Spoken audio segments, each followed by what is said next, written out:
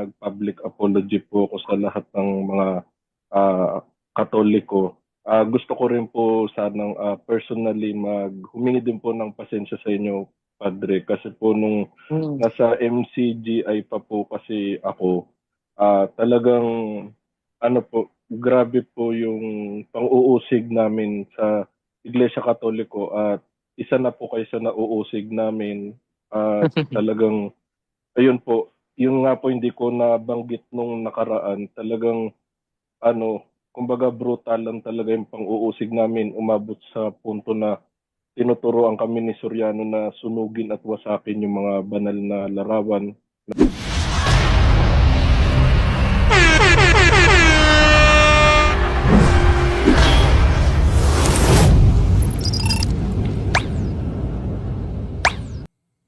Abuso ba tong ginagawa ko, Father? Na yung kasalanan ko, iniulit ko, kino-confess ko naman pabalik.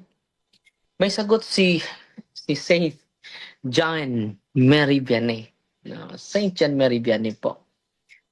Sabi niya, isa sa mga homily niya, kapatid, sabi niya, mga anak, di ba? Patron of all diocesan priests, of all priests, si Saint John Mary Vianney. Sabi niya, mga anak, isa sa mga homilis niya, mga anak, alam niyo ba, every time ang umpisal kayo ngayon, alam ng Diyos na yung kinoconfess mo ngayon ay maari mo pang magawa bukas. Alam mo ba, anak, na kinalimutan ng Diyos ang bukas para patawarin ka ngayon? So ano yung punto ni Saint John Mary Vianney dito? Hindi tayo mawala ng pag-asa. No? Sa pagbalik loob, every time magkasala tayo sa Panginoon. No? Hindi tayo mawala ng pag-asa. So, ang punto sa Hebrew chapter 10, yung pinakamabigat, kapatid, na mga kasalanan. No? Example, abortion, bago ka pa nangumpisal ng abortion ngayon. No? Hindi magkatulad yung punishment, pero lahat ng kasalanan natin, kapatid, meron talagang corresponding na punishment, kapatid. At wag ka lang mawala ng pag-asa, kapatid. At hindi naman instant yung transformation natin. Gradual po yan. No? Para po yung conversion ay para po yung nagputol ka ng kahoy, kapatid. Yung mga kasalanan natin parang kahoy, tumutubo na sa ating damdamin. No? At sa pagputol mo sa kahoy, kukuha ka ng itak. Itak ba yun, Brother Jando? Sundang? Itak. Putulin mo. Hindi yun mapuputol ng isang hampas. No? So, many times you strike the wood, the tree, di ba? Hanggang maputol. Ganun din, kapatid. Kailangan natin ng grasya ng Diyos. Example, kapatid, no? Kung mag-gym ka, no? Isang araw ka lang mag-gym sa buong taon, hindi tutubo yung muscle mo. So, kaya nga, kailangan natin ng regular confession po. Para tutubo yung muscle natin, regular exercise din. Kailangan natin tutubo yung spiritual muscle natin para maging malakas na in times of temptation. No? So, anong sabi ni Saint John Mary Vianney? Ito yung sabi niya, kapatid. Alam ng Diyos, yung kinoconfess mo ngayon, ay pwede mo pang magawa bukas. Pero ang good news, anak, kinalimutan ng Diyos ang bukas dahil gusto niya patawarin ka ngayon. Kapatid, meron ka bang follow-up ng question?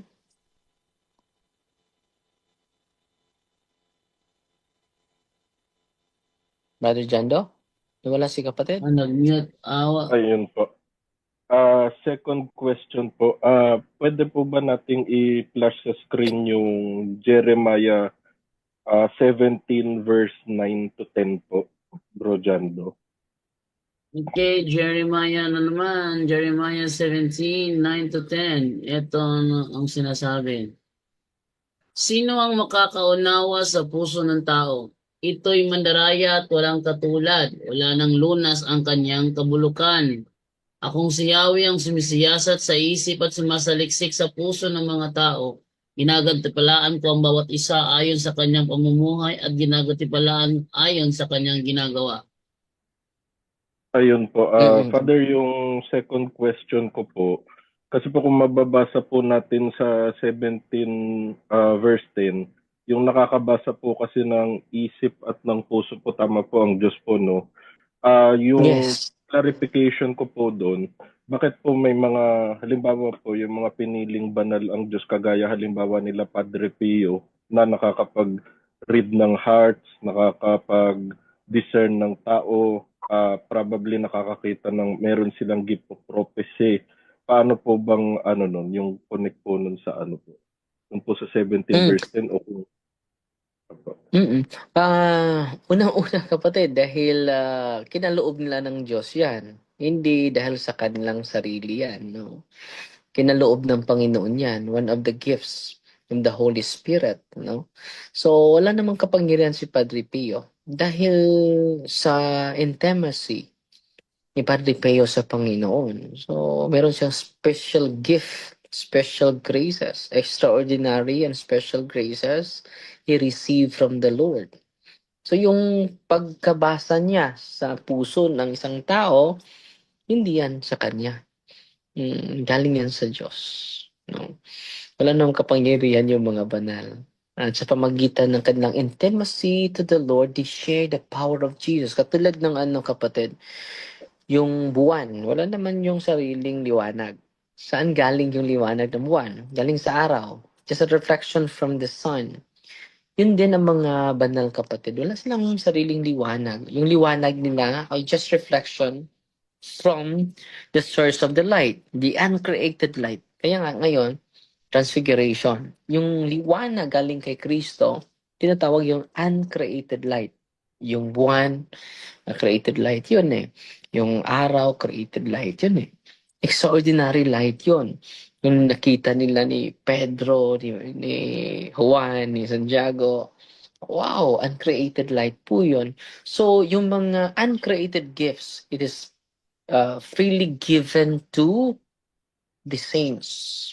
So, hindi naman Diyos si Padre Pio. Pero, he shared the power, the gifts of God because of the intimacy he possesses. No, kapatid. Apo. Last question na lang po, Father. Yung sa, although na-clarify naman na po kanina dun sa kapatid po nagtanong, medyo same case lang din po. Bro Jando, pwede nyo po bang i-flash sa screen yung binasa po natin kahapon sa live, yung My First Catechism po, page 149. Yung sa ano Yung po, ano? yung sa sacraments po. Sacraments? Yung hindi po makakatanggap ng sakramento kapag Okay. apo, Okay. apo. Okay, so yun ang ano mo. Sige. Ating pakita sa screen yung sinasabi sa my first catechism. Ito. Yan. Ito. Yan. There cannot exist a valid marriage between Christian Catholic persons without being a sacrament. Those who live in or have only the civil marriage are public sinners. They cannot receive the Holy Communion nor the absolution until they marry in the church or separate one from the other. Yun po, Father. Bali, although same case din naman nung sa kanina, nasagot naman na po yun. Yung nabanggit nyo nga po yung sa desire po. Yun nga po, yung hindi makakatanggap ng sakramento hanggat hindi pa ikinakasal. Although same case din po kami kanina kay sister kasi non-Catholic din po kasi yung partner ko po. Pero ang question ko na lang po, Father, noon po kasing diniscuss po ito sa punto por punto last night. Somewhere around siguro mga 9 p.m. na po ito eh. Kaso ang main concern ko lang po kasi is nung after ko po kasi nag-anticipated mass last night, nung hindi pa nagsisimula yung live, although nagkumpisal po ako, although hindi ko na po ma-share yun kasi seal of confession po yun. Pero yung absolution po ba na ginawa sa akin nung gabi po na nangumpisal ako, bago itinuro yan sa live, may talab po ba yun? Considering na yung bagay po na yan is natutunan ko lang po wholly nung nasa live na po. Kumbaga totally hindi ko po talaga alam yung bagay po na yun bago po mag-live. Ang clarification ko po is may talab po ba yung absolution na ginawa sa akin kagabi considering my situation po. So, hindi ka pa kasal, kapatid? Bali, ano po, sa West lang po kami kasal kasi dati po, kababalik ko lang po kasi sa Iglesia Katolika. Saan ka galing, kapatid? Sa Protestante? Bali, ako po, MCGI, kami po nung asawa ko po. Kaso po, yung asawa ko po kasi dalawang protestanteng grupo na po kasi yung naaniban niya. So, medyo traumatic pa sa kanya yung mga pangyayari. Kung kaya hindi ko po, siyempre, inintindi ko po muna, hindi ko muna siya pinipilit, ganun po. Naunawaan ko naman po. So, alam ba ng pari na huwis lang yung kasal mo? Alam niya? Bali yung pari po na yung father, hindi niya po alam yung sitwasyon namin. Kasi po yung time po na nangumpisal po ako noon, after the mass po yun, na nangumpisal ako. Kaso yung lesson po about dito sa marriage na ito, narinig ko lang po ito mga past 9 na po sa live po dito sa punto por punto eh. So, hindi totally ignorant and Hindi niya alam. Ko talaga alam itong bagay na to. Opo, both po kami, hindi po alam din sa pare. Akala niya hindi po. Posible kung sinasabi mo yon, usually yung ganit katulad mo, i-bless lang. Kung alam niya na live-in lang, no? Dahil hindi man tinatanggap ng simbahan yung huwis, yung kasal sa mayor, kasal sa mayor. Hindi po tinatanggap yung simbahan. So, kung may mag-confess man, kung alam lang pare yun, katulad ko, i-invite ko sila na mag-receive na sacrament of matrimony. And then, sabihin ko sa kanya kung meron na kayong araw na itinakda para sa kasal ninyo sa simbahan, balik ka dito at patawarin ko lahat ng kasalanan mo. Pero, kung wala pa, i-bless lang kita for this time. So, sa tanong mo, may visa ba? Hindi ka talaga napapatawad dahil hindi mo sinasabi na yung kondisyon mo. Dapat sabihin mo na hindi pa ako kasal sa pari, father. I-bless ka lang doon. Bali, so, dahil ang ano ko lang po, ang naging concern ko lang po kasi nung kagabi po yun, no, nung na-discuss po kasi yan, mga around 9 o'clock na po mahigit sa 9 p.m. po mahigit sa live. Pero yung kumpisal po kasi na nagawa ko po kagabi is around alas 7 pasado, so hindi pa po nagsisimula ang live nun. So talagang hindi ko rin po kasi nasabi dahil hindi ko rin po kasi alam yung tungkol po doon. Opo. So una bro, hindi ka talaga napatawa doon dahil ang effectivity, ang productivity and spiritual growth nagbabatayan sa disposition mo. No? So, isabi mo sa pari talaga na ako ay hindi pa kasal, father. And then, galing po ako sa ibang sekta. So, dapat mabigyan mo siya ng dahil hindi naman niya alam lahat ng nagmadali yung pare. So, kailangan ilang taon ka na hindi nangumpisal, no? Bless me, Father, for I have sinned. No, last confession is 10 years. Ako po, Father, ay galing sa ibang sekta. And then, anong gawin ko? Hindi pa ako kasal. at sinisihan ko yung mga kasalanan ko. Usually yung ganun na mga mga cases na lalapit sa atin, i-invite ko sila sa sacrament of matrimony. At kung may schedule na sila, doon, ibibigay ko yung absolution. Kapag wala pa, i-abstain ko muna. Ah, magplano muna kayo at invite ko kayo sa pagpakasal. At kung wala pa kayong schedule, i-bless ko na lang. I-bless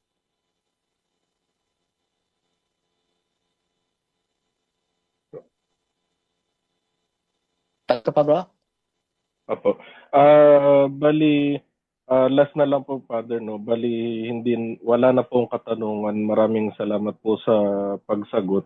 Gusto ko na lang po sanang maglahad. Although, alam naman po ng mga CFD na present po dito sila, Bro Jando, na nung nakaraan po ay yun nga po, nag-public apology po ako sa lahat ng mga Katoliko. Gusto ko rin po sanang personally humingi din po ng pasensya sa inyo, Padre, kasi po nung nasa MCGI pa po kasi ako, talagang grabe po yung pang-uusig namin sa Iglesia Katoliko at isa na po kayo sa nauusig namin. Talagang, ayun po, yung nga po hindi ko nabanggit nung nakaraan, talagang kumbaga brutal lang talaga yung pang-uusig namin. Umabot sa punto na tinuturoan kami ni Soriano na sunugin at wasakin yung mga banal na larawan na kung saan aminado po ako na nagawa ko. Inuulit ko lang po na gusto ko po talagang humingi po ng sorry ulit po sa inyong lahat. Dahil na ka lang doon, kapatid, na brainwash ka sa maling aral, no? Salamat sa iyong pagpakumbaba. No? Yung pagpakumbaba mo ay nakapagbigay sa iyo ng kagalakan sa Panginoon. Patuloy ka lang, kapatid. Ilang taon ka sa MCGI, kapatid? Bali, mga 2 years lang po yun nung naging member po ako doon. Si Rason na po yung nakaupo nung naanib po ako. Si Daniel Rason. Patay na si Patay na si Soriano. Bali, mga around February po siya namatay Tapos naanib ako, mga Marso po yun. Nagkaroon pa nga ng parang issue sa loob na kung si Rason or parang isang KNP yung uupo, parang nagka-dispute pa po dyan. Nagka-divide sila. Opo. So, yung asawa mo, ilang taon sa MCGI? Bali, Father, parehas lang naman po kaming 2 taon. Ang kaso nga po kasi, although naintindihan ko rin naman po yung rason niya dahil siya po kasi ay maliban sa MCGI, naanib po kasi siya sa ibang Protestant group na talagang inabot ng ilang years. Nung nag-MCGI kasi kami, medyo may sorry for the term, medyo may pagka-sexist kasi yung aral nila. So medyo may pagkakawawa yung mga kababaihan sa iglesia. So hindi ko rin po masisisi yung asawa ko kung bakit medyo, syempre, kumbaga traumatic pa po siya sa mga nangyayari. Kaya naunawaan ko naman po siya kung medyo nasasaktan pa siya. Ganun po. Totoo. Na dahan-dahan lang, kapatid. Alam naman ng Diyos yung desire ng puso mong, kapatid. Bro Tim, Salamat po, God bless, Father. God bless. Salamat po. Natutuwa po yung Panginoon sa'yo. Opo. Salamat po. Saan ka ngayon, Bro Tim? Bali sa sa Makati po ako nakalupit. Sa Makati. Sige, God bless, kapatid. Magandang gabi sa'yo. Salamat po. Magandang gabi po. Okay, Bro thank you Jando. sa iyo, Brother Tim. Maraming salamat. At okay, move na tayo naman ngayon sa next naman na magtatanong naman. Dito tayo kay nag-off ng camera si Michael. So dito ako kay Alex Trace. Alex Trace, good evening. Yes, good evening po sa lahat. Father, good Yes, evening, good Father. bro. Good evening po sa lahat Good ng evening, mga kapatid. subscriber ng Punto por Punto. Father, ang tanong ko, dalawa lang. Kasi kanina, dagdagan ko lang yung confession na na katanungan. Halimbawa, Father, na binigyan na ako ng absolution. Tapos, nagsimba na ako, nag-ano na ako, nag-receive na ako ng communion. Tapos, napanood ko yung video ni sa yung open forum ni Sherwin, Brother Sherwin sa Punto por Punto din. Yes, So, mayroon ba palang sala na hindi ko nakumpisal mga 2 weeks na ako palaging nagsimba, nag-receive na ako ng communion. So, mayroon ba palang mortal sin na hindi ko nakumpisal? So, ngayon, Father, ang tanong ko, pag ikumpisal ko siya ulit, dalawa na ikumpisal ko kasi nag-sacrilegious ako eh. Tapos yung mortal Yan ang sin na isa. katanungan mo, kapatid. Oo. Yun po. Unang-unang kapatid, hindi mo alam yun. No? Yung tatlong criteria dapat alam mo. Full yung knowledge mo. So, hindi pa yun mortal sin dahil hindi full yung knowledge mo eh. Di ba? Sabi kasi ni Brother Sherwin na gumagamit ka nito. Oo, dapat ikumpisal mo. Uy, gumagamit yes, ako nun. Dapat i-confess mo pa rin, pero it is not mortal sin yet. May full knowledge, di ba? Full consent. Walang nagfersa sa'yo. Full. Hindi 1/4 ha. 1/4 lang yung consent mo. Hindi yun mortal sin. Diba? Kung hindi full yung dahil sa additional knowledge mo, doon mo na na-recognize. It is not yet mortal sin. Dahil sabi ni Kristo, Ama, patawarin mo sila, hindi nila alam yung ginagawa nila. So marami ngayon, mga kapatid natin, hindi nila alam yung ginagawa nila na masama pala, kasalanan pala, di ba? So sa pamagitan ng ating katekism dito, araw-araw, gabi-gabi, makatulong po yan, lalong-lalo na sa mga kasamahan natin sa simbahan, kapatid. Panood ko nga si Brother Sherwin kasi maganda kasi pa may mga open forum, tanungan, kasalanan ba to? Yes, kasalanan yan.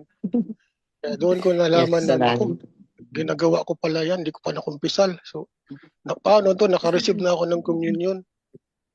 So, ikumpisal ko ulit. Pinatawad ka na kapatid, and then magkumpisal ka din. And then, hindi naman yun automatic mortal lahat ng kasalanan natin. Kung hindi full yung knowledge mo, ito tatlo ha, full knowledge, full consent, and grave act. So, malaki yung kasalanan, grave.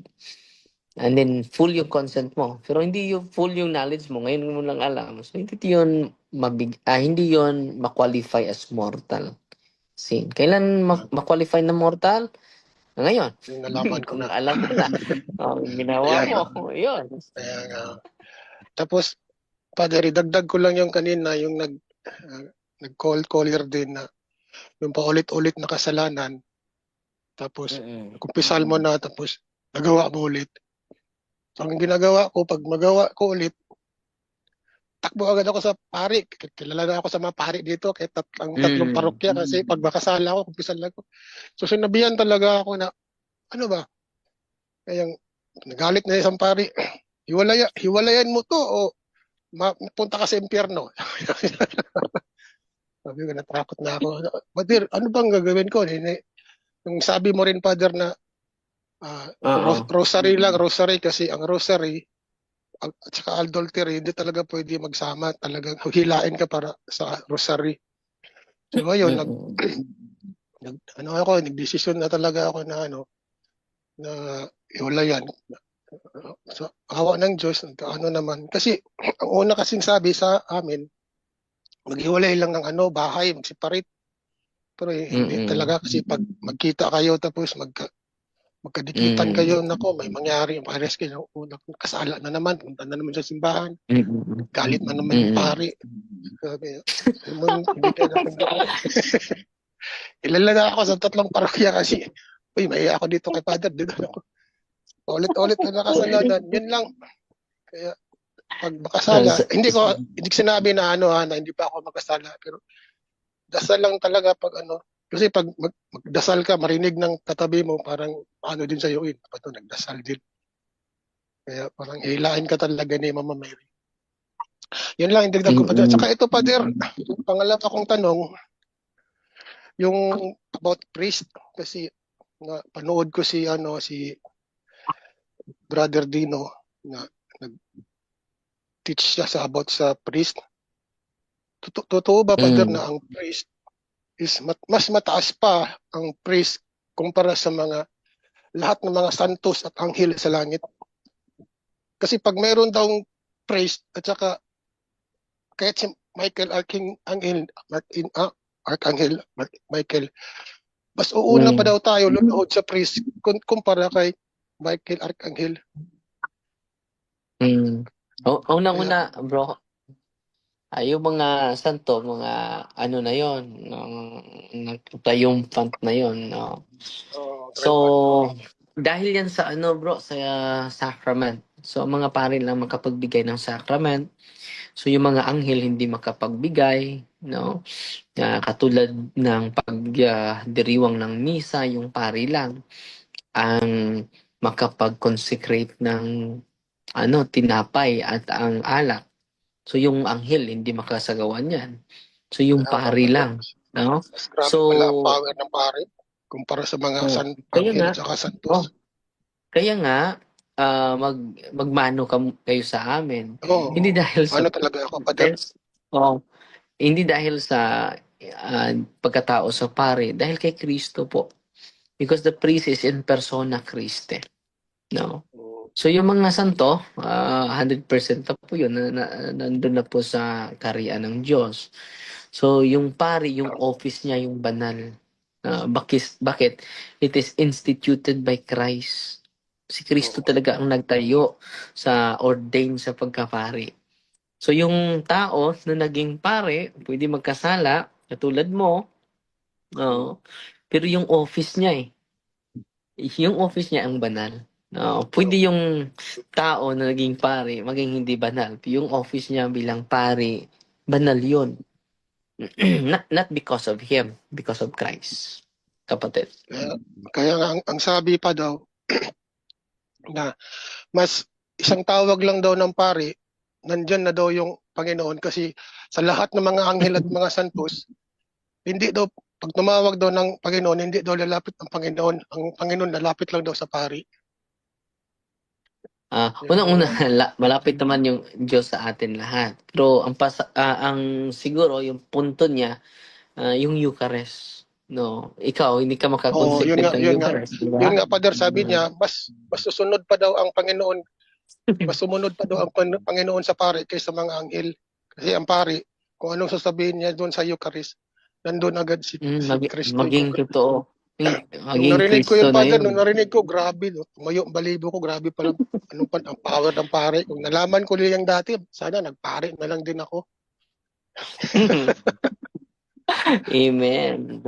Sana marami pang Kaya, ma-inspire ngayon na maging pari na nakinig sa iyo, kapatid. Kapatid na pero, Alex. pero, Father, dito, may mga pare dito na ibang lahi, mga taga-Europe. Mag-bless ako, ayaw magpa-bless. Gaganon lang yung ulo ko, gaganon. Ayaw nila magpa-bless. Ayaw, gaganon. Akala nila para sa kanila yun eh. Hindi yun para sa kanila. Pero yung Para mga sa Pinoy, ang Panginoon yun. pa-bless yung mga Pinoy. Mm-mm. Dahil sa kultura din yan, kapatid. And then, mas mabuti. Kung alam na nila, hindi naman para sa kanila yun. Pagrespeto yun, unang-una sa Panginoon na nag-institute sa Holy Order o pagkapari. Kapatid. Saan ka ba ngayon, kapatid? Quiet pa der, sa quiet. Mag-ingat ka dyan. Ako yung God bless, tumawag bro. sa'yo dati, nagtanong ako sa iyo ng yung logo ng yung Jubilee year, ang meaning ng logo. Ikaw pala yun. At saka pa der, meron pala akong may nabili kasi akong crucifix. Hinahanap ko yung wala ko na ito nang nabili ko at dalawang niya. And then, Tapos anong tanong mo dyan? may bungo sa kanan. Ano kaya to, Pader? It is a sign Okay of to, death. Pader. Hindi Yes, okay hindi lang to po occult, yan. Pader. Hindi to occult. Hindi po. Ang message yan ay tayo ay mamamatay. Tayo ay maging kalansay, kapatid. Tapos Ay, ang huwag mga kang sulat malimot niya, na, mga Latin. ah, Ganun. ang kaulugan dyan, kapatid, na tayo ay maging kalansay. Papayag man tayo o hindi. Tayo ay mamatay.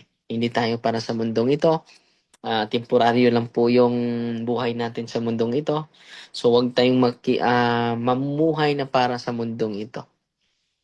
Tama, Father. Salamat, Father. Salamat sa mga sagot, Father. At least nalaman ko na yung dignity of a priest. Napaka pala. Kaya dapat hindi natin sila binabasta-basta kasi yung iba, binabastos. Yung isa, walang respeto. Patawarin na lang sila ng Panginoon, Father. Pagdasal na lang natin. Amen. Amen, bro.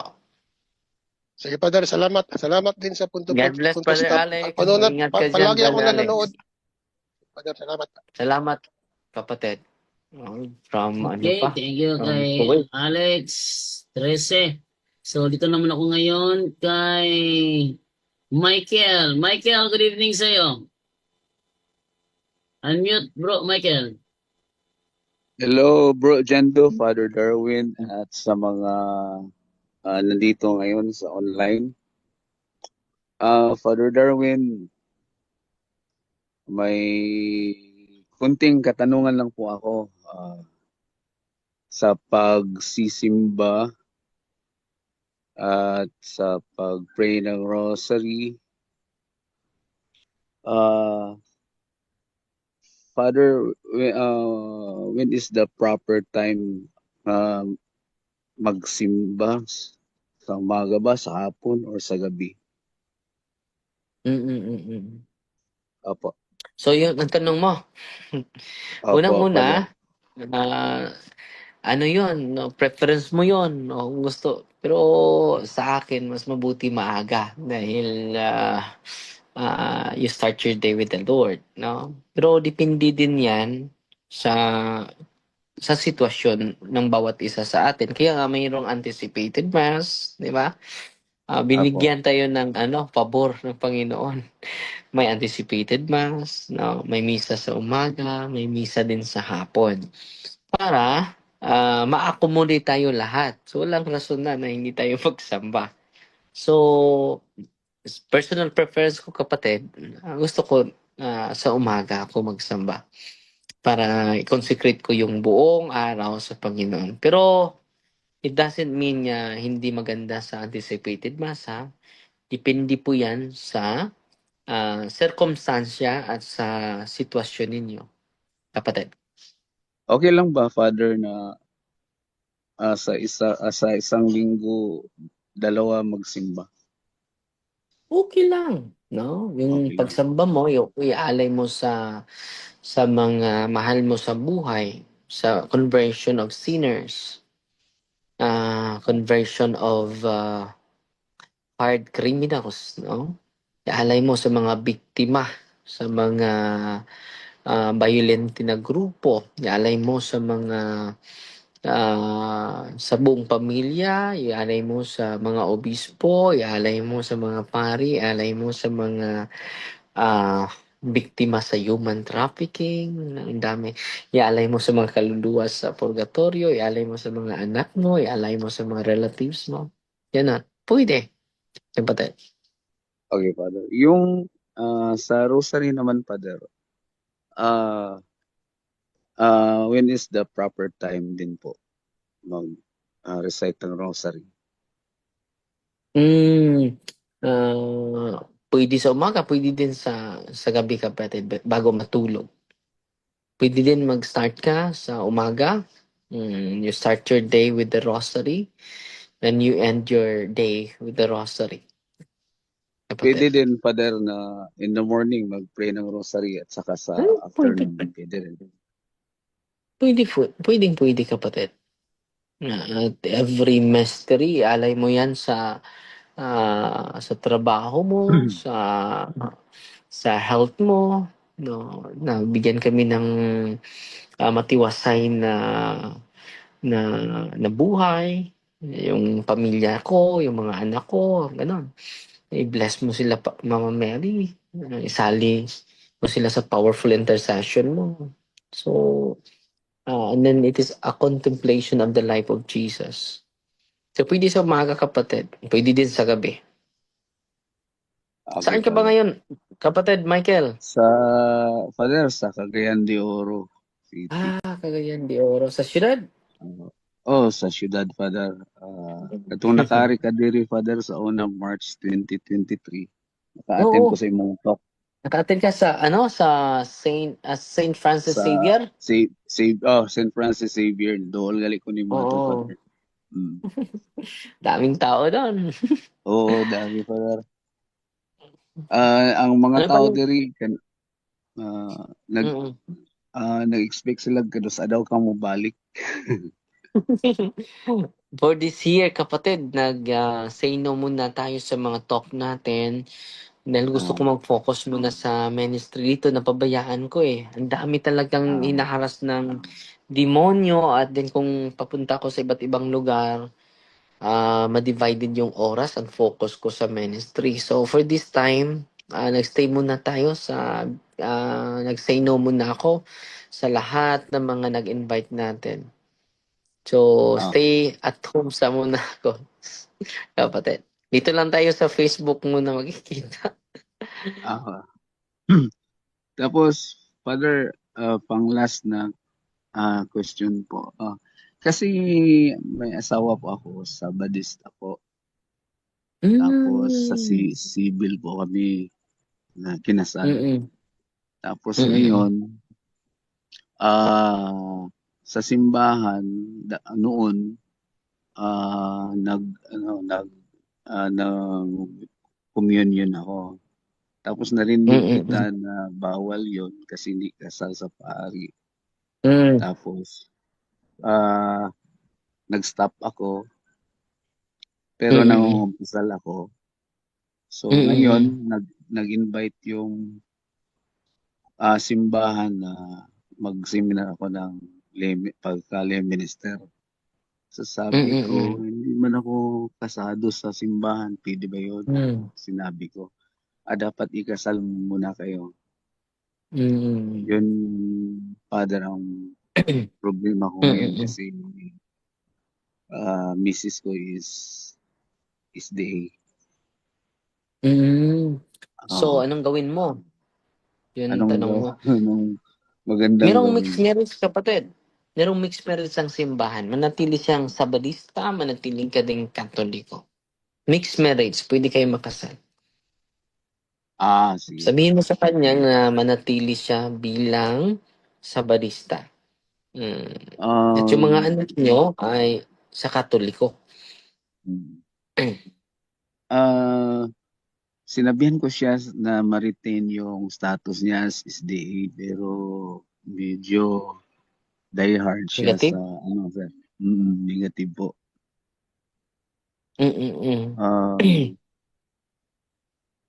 Paano yun? Hindi din ako marunong mag-catechize.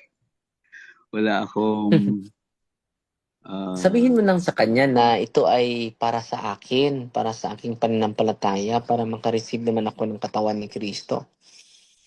And then, meron naman mixed marriage. Hindi naman maging Katoliko ka. Maawa ka naman sa akin para makareceive naman ako ng katawan ni Kristo.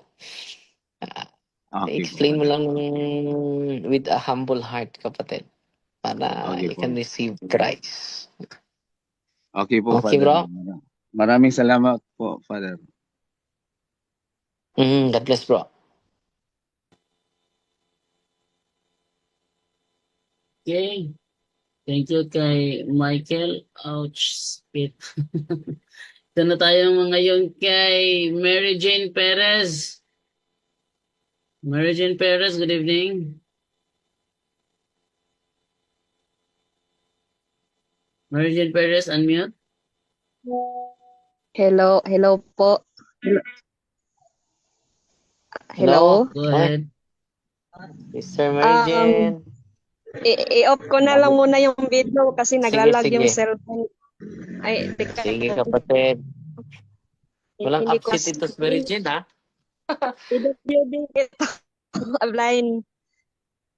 Mukhang hindi ko na kasi no sa no yung talk ba puno na ano sira na yung volume parang ayan na ano ko na ito na salamat mabagal lang kasi pasensya na ang tanong ko lang po Padre magandang gabi po sa lahat kung di ba kung pupunta po kayo sa Patay tapos pagkatapos po magdalaw may ginagawa po sila na ano yung parang paaso. Ano yung paaso? Yung lina-lina? Pamahiin. Lina. Pamahiin. Yes. Yung magkuha ng damo tapos isunugin tapos ipaaso mo yun doon sa sarili mo, pausok. Kasi yes, sabi po nila ano para hindi ka mapuntahan, makalag or ano yan. Yan ang sabi nila eh. Yes, yes. Tapos yung gawa ng karamihan, bawal po magwalis. Bawal maligo. Pero kung maligo ka doon kasi kapitbahay. So, part pa rin yan ng pamahiin, no? Yes, part po. Okay po. Unang-una, bakit hindi sila maliligo, kapatid? Una, nagbilar sila eh. Hindi dapat maligo. Okay lang hindi yan. dahil bukatan. Okay lang. Kung ano yun, nagbilar ka. Dapat hindi ka maligo. Makasira sa katawan mo yon. Pero, kung hindi ka maliligo dahil may patay, hindi yon. No? Dahil wala kang tulog, kulang ka ng tulog. Okay po. Yung pangalawa kong tanong, Father, yung rosary po na mahulog, kunyari mahulog sa putik tapos mahugasan, di ba na-bless na po yan. Kapag nahugasan, hindi na mawala yung blessing? Hindi. Hindi mawala yon until nandyan pa yung matter. Okay. As long nandyan pa yung matter, kapatid, yung object, hindi mawala yon. Kung ipagbili mo yon, mawala yung blessing. Kung ibinta lang siya, ganun. Ibinta mo. May ako, tubig, bless na po ito. Mawalang bisa yung blessing dahil pinagbili mo eh. Okay po. Yung ano po, Father, kung magbili po kayo ng Saint Benedict medal, meron bang baligya sa mga mall ba yun, yung mga religious item? Kasi alam ko, meron. Baligya doon. Meron po. Mga St. Paul's. Punta ka doon. Meron, kapatid. Mukhang walang St. Paul ata dito sa Coromandel City, dito sa Marville po. Magtanong ka lang sa mga Catholic store. Baka nandyan sa cathedral ninyo. Okay po. Salamat po sa pagsagot, Father Darwin.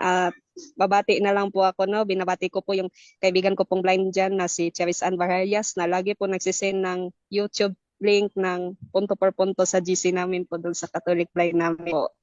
At sa lahat po ng punto per punto supporters po na kasamaan ko ring mga blind, magandang gabi po. Sa lahat na lang po, hindi ko na kayo may isa-isa kasi alam ko marami pang nagtatanong, especially po sa mga Catholic Faith Defender po, nandito sa Zoom. Kay Brad Jando, salamat po Brad Jando na hindi po kayo nagsasawa sa pag-entertain sa amin kahit ako po ay may kapansanan. Thank you po talaga sa na to, sa community na to is walang discrimination po. At napamahal ko na po kayong lahat po. At lalo na po kayo, Father Darwin, masaya po ako dito sa inyong programa po. Ginamit po kayo ng instrumento ng Panginoon. At ayun po kay Bro Romer, kay Brad Romel Palma, kay Brad Aljan Bagatnan, at saka kay sino pa ba? Kay Eugene Gapo na naging kaibigan ko rin po. Tanong ko lang sa'yo, Father Darwin, paano po olive oil? May kaibigan kasi akong lumpo. Gusto sana siyang humingi ng olive oil po na bless. May kaibigan akong lumpo po. Naawa na po ako sa kanya. Lagi niya akong Taga tinatawagan. Kasi saan? taga Ormoc po, Ormoc. Hindi ko maano kung saan yung address. Ano na lang, sis, kung meron man siyang kapamilya, pabili na lang siya ng olive oil. And then, Mukhang ano may po, online... mukhang hindi po makaano yung nanay niya kasi ganito parang na lang, hindi kapatid. Kapatid, ganito na lang. Sabihin mo lang ni Brother Jando, bigyan mo siya ng address, padalhan natin. Brother Jando? Bro Jando, tawag na lang ako sa'yo kasi May friend ginagawa yata si Brother Jando, Padre. Sis ha, ibigay sige lang, padalhan natin. mag-message Padalhan natin ng middle cross. Yan Sabihin ni kasi Brother hinihingi Jando niya, gusto siya asin, incense. Sabihin mo ni Brother Jando siya na magpadala. In charge na Brother Jando doon. Padalhan na lang okay natin. po. Kasi nakapunta po siya noon, Father, nung sa Cebu. Kahit mahirap sa kanya, hindi siya makalakad kasi may sakit po siyang cerebral palsy. May palsy sa las, yung ganun, yung parang minsan seizure po siya. Tapos kapagsalita naman siya pero medyo may may diferensya din. Pero maintindihan naman siya basta pakinggan mo lang siya mabuti. Kawawa talaga siya. Nung maliit pa siya, may sakit po siyang yung meningitis. Siguro hindi nagapan kaya nagkaganyan. Hindi napatingin agad. Pero yung mga kapatid niya kasi lumipat na sa MCGI. Nag-aaway pa sila kasi gusto magpunta sila dos apelyido niya. Gusto siya magpunta sa iyo po, Father Darwin, nung nasa Cebu ka pa noong 2023. Kaya ako tinawagan, pwede ba akong humingi ng tulong? Kaya nakipag-communicate pa ako sa kaibigan kong sa FD, mabuti may tumulong din na siya din nag-akay pag dumating siya doon.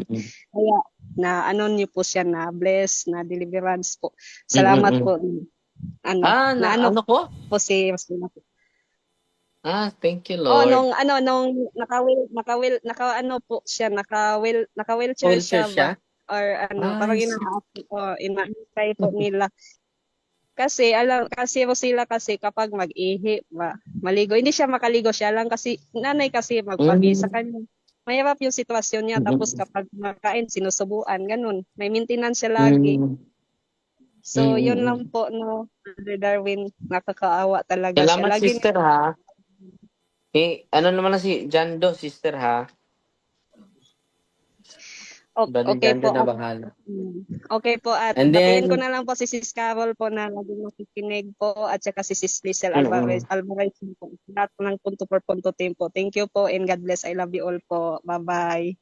God bless, kapatid. God bless, Sister Mary Jane Perez. And then ngayon, mga kapatid, mag-bless na ako sa inyo mga 9:45 na po. Brother Jenre, ilan ba tayo sa natin ngayon? Sa Zoom, YouTube Padre? channel? Sa YouTube channel, Padre. Sa YouTube channel, tingnan muna natin kung ilan tayo. So sa mga mga naka-raise ng hand, so pasensya na po, no, medyo wala na po tayong oras. So magbi-bless na po si Father Darwin. At sa YouTube channel po natin, Father, ay nasa po tayo, 529.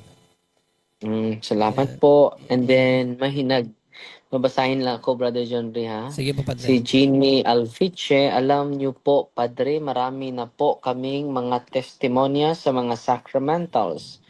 Especially po sa exorcism oil. Napamangkin ko lang nung nakapunta ka dito sa Osami City last year, nahiling niyo po siya after sa mass niyo po sa Carmelites. Grabe yun, Father. Almost 1 month po ang pagtitiis niya dahil hindi po siya makalakad. Pumunta na sila sa doktor, puro negative naman. Pero ang lumabas sa x-ray niya ay nakalagay lang po doon na no healing wound. Kasi nga may 2 open wounds po siya, almost 20 years na po hindi gumaling. Grabe po talaga yun, Father. Umiyak na po ang asawa niya. Pero alam niyo po, nang dahil po sa sakramento, nagkumpisal po sila whole family. Tapos ginamit niya ang holy and exorcism oil. Ang pinakahuli, Father, sinabihan namin sila magrosary po sila before matulog at mag-ask po talaga sa tulong ni Mama Mary. Grabe po talaga, Father, parang magic po ang lahat. Kinabukasan sa may 5:00 sa umaga, ginising po niya yung wife niya kasi ang paa niya naigalaw na at hindi lang yan. Ang dalawang open wounds na almost 20 years po, totally healed na po talaga, Father. Praise the Lord po talaga. Salamat po sa lahat ng katikismo, Padre. Dahil po sa inyo, sa Punto por Punto team, po kami ay mas naintindihan po namin. Maraming salamat. Galing po ito ni kapatid Jeannie Alfiche. So 20 years. Kapatid, may open ones, no? Pero dahil sa sacrament at sa mga sacramentals, gumagaling na po yung kapatid niya. Amazing, kapatid, no? Salamat sa Panginoon, kapatid, no? So very inspiring, Brother John Ray, no? Nabasa ko Padre. lang dito. So ngayon, mag-bless tayo, ha? Salamat po sa inyong lahat. At i-share niyo po yung mga sacramentals niyo kahit sa iba't ibang sekta po. In the name of the Father, and of the Son, and of the Holy Spirit, Amen. The blessing of Saul.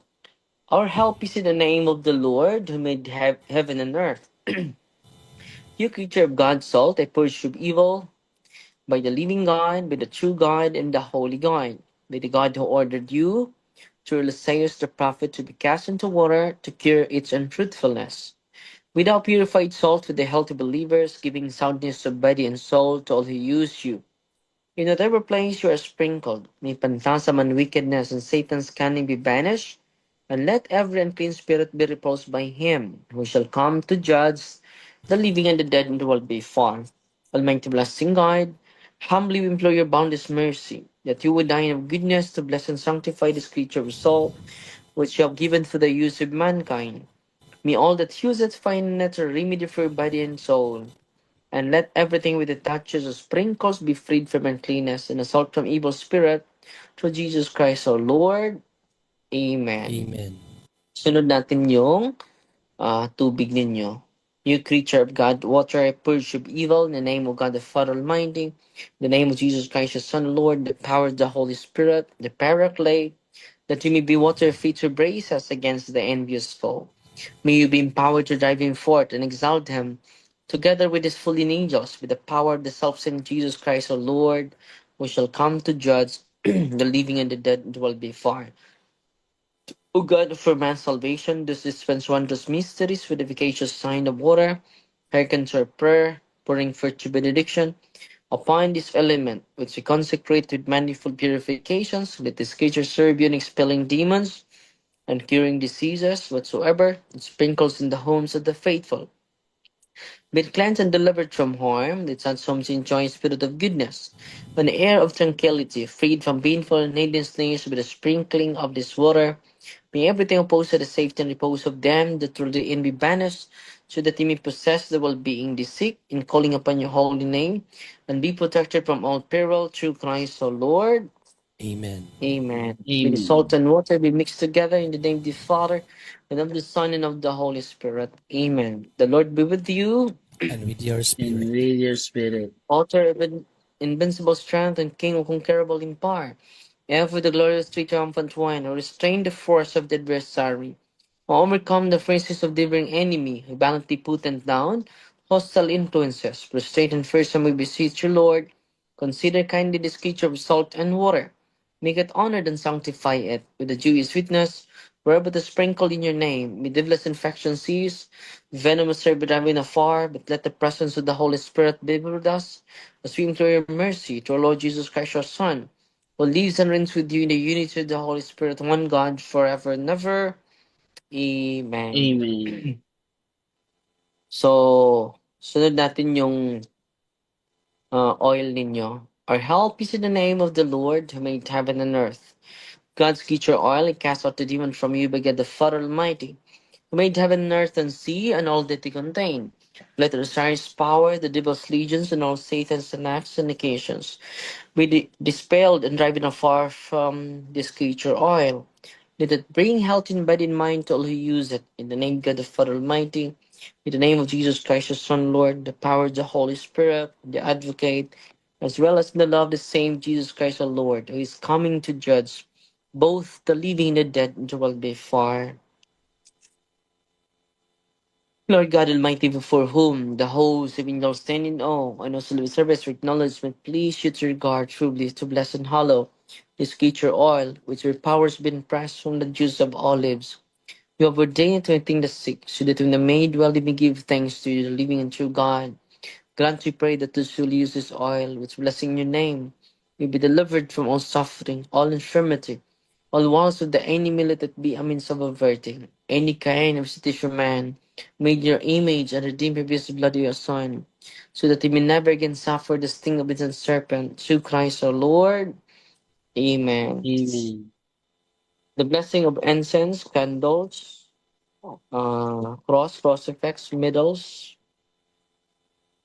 bells, sacred icons of God, sacred icons of saints, sacred icons of the angels, scapulars, handbook, Bible, novena, rosaries. Zero blessing po ang kasunod. Heavenly Father, through your Son Jesus Christ our Lord, in obedience to Him, we embrace the ministry He has entrusted to His bride, the Church. Grant now in your mercy, we pray, a very special and powerful blessing on all religious items, that will also use the ministry of healing, spiritual liberation, and exorcism, dying that through the blessing you bestow, yet be a very potent and terrible weapon against the attacks of the evil one and his legions. May these religious items mightily restrain the devil and his demons and all of his spirits, rendering them powerless and able to harm the practice of priests and people to whomever. And these are used in the exercise of the ministry wherever it is kept. May unclean and diabolic spirits flee in fear, never daring to harm nor even approach. In the exercise of the ministry of healing, spiritual liberation, and exorcism, may Jesus Christ, your Son, be glorified forever. This we humbly ask through the same Jesus Christ, our Son, our Lord, who lives and reigns with you in the unity of the Holy Spirit, one God, forever and ever. Amen. So lahat ng mga religious items ninyo, last resort na po ito, punta po kayo sa pari para ma-bless. Pero kung wala kayong malampitan, last resort na po itong ginagawa natin. So isunod natin yung unwending of senses sa inyong lahat. In the name of the Father, and of the Son, and of the Holy Spirit. Amen.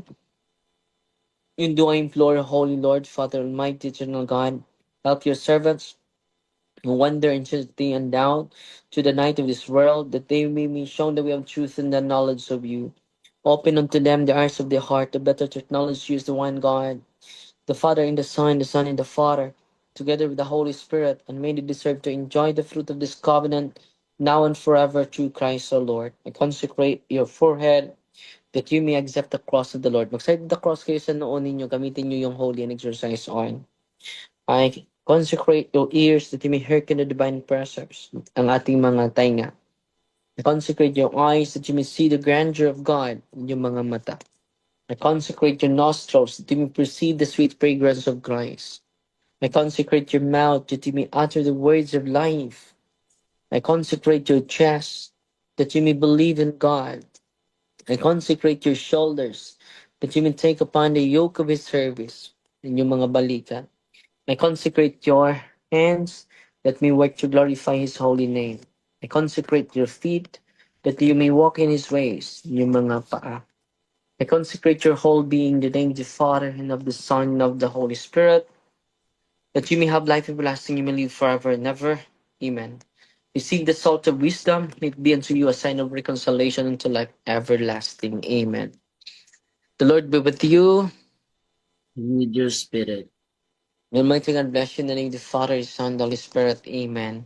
Mga kapatid, thank you Lord, at salamat sa Diyos na ini-extend pa yung buhay natin sa mga araw na ito. At kanina po, ang dami mga tao bumibisita sa office natin, dami. And then, 6 po yung ini-exercise natin. Nung nandito na ako sa office, ang dami pong nag-react. No?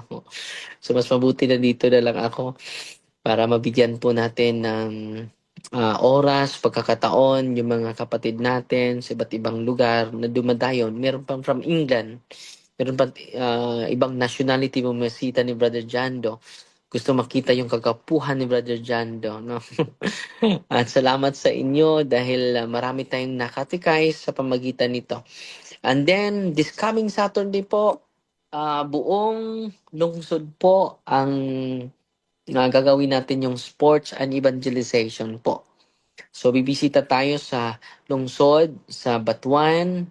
So, buong hindi barangay na po, buong lungsod po. So, madaming mga tao, expected po na maraming mga tao dadalo nito this coming Saturday po. At salamat po sa mga generous para mapatuloy natin yung sports and evangelization sa spiritual, moral, and financial support ninyo.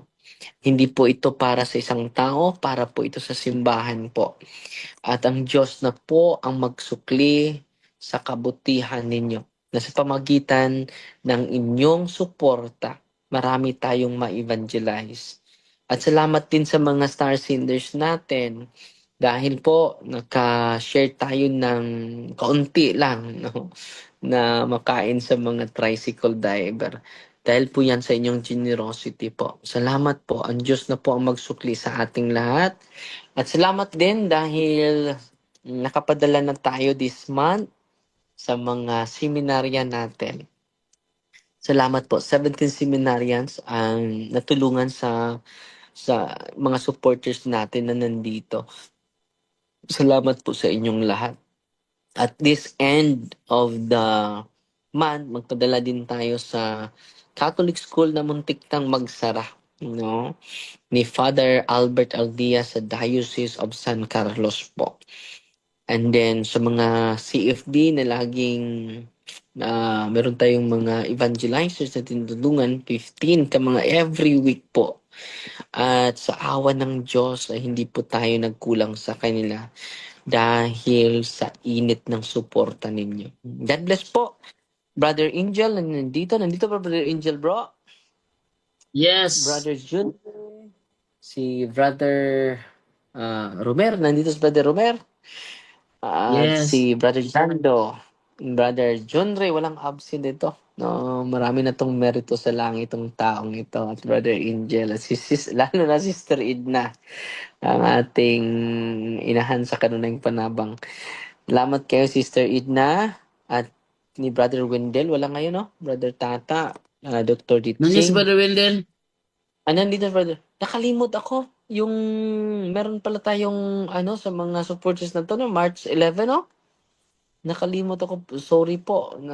Nakalimot talaga, nawala sa isipan ko. Yung, dahil sa daming iniisip ko, minsan dapat ma-remindan ako lagi. So, pasensya. Merong, Sister Edna, no? March 11, meron kayong pagtitipon? Or this coming 17 pa?